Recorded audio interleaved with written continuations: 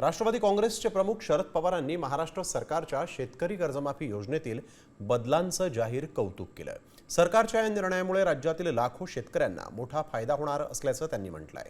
सुरुवातीला असलेल्या जाचक अटी सरकारनं मागे घेतल्याबद्दल त्यांनी मुख्यमंत्र्यांचे आभार मानले। हा निर्णय शेतकऱ्यांच्या हिताचा आणि त्यांच्या भावनांचा आदर करणारा असल्याचं शरद पवार यांनी म्हटलंय। तर शरद पवारांनी आपल्या पोस्टमध्ये नेमकं काय म्हटलंय पहा।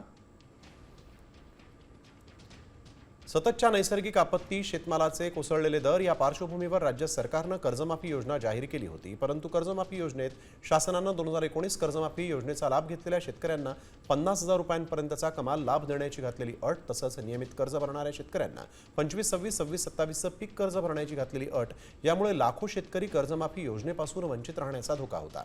राज्यभरातील शेतकऱ्यांची भावना लक्षात घेत शासनानं दोन्ही जाचक अटी मागे घेण्याचा महत्त्वपूर्ण निर्णय घेतला।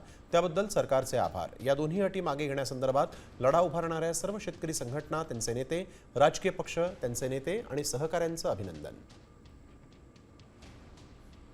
दरम्यान शरद पवारांनी केलेल्या कौतुकावरून मुख्यमंत्र्यांनी शरद पवारांचे आभार मानले, तर उपमुख्यमंत्री एकनाथ शिंदेंनी विरोधकांवर हल्लाबोल केला। चांगल्याला चांगलं म्हणण्याची पवारांची वृत्ती आहे, त्यामुळे विरोधकांना आता चांगलंच उत्तर मिळालंय असा टोला त्यांनी लगावलाय।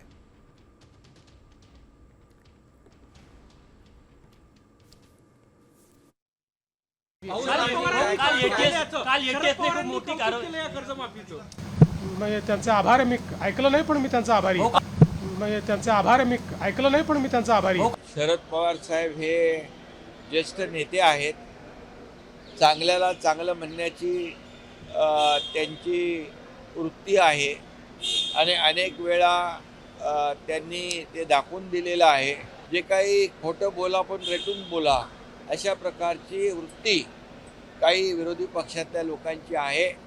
त्यांना हा खऱ्या अर्थाने एक शरद पवार साहेबांनी दिलेलं उत्तर आहे।